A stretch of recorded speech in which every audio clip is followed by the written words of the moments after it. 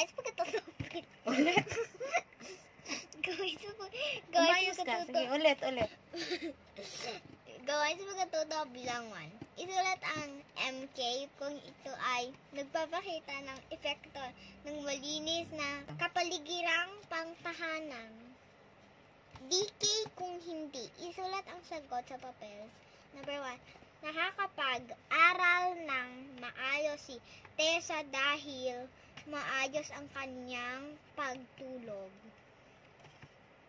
Sagot mo. Number 2. Laging nadadala sa ospital ang kapatid ni Marco. Sabihin mo ang sagot. DK. Number 3. Hindi nagkakasakit si Jose kaya nakakuha siya ng perfect attendance sa klase.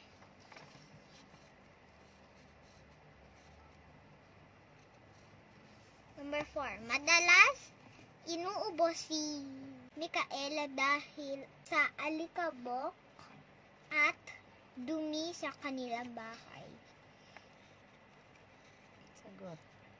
DK. Number 5. Sabi ng doktor, malusog daw ang puso ni Edhat. NK.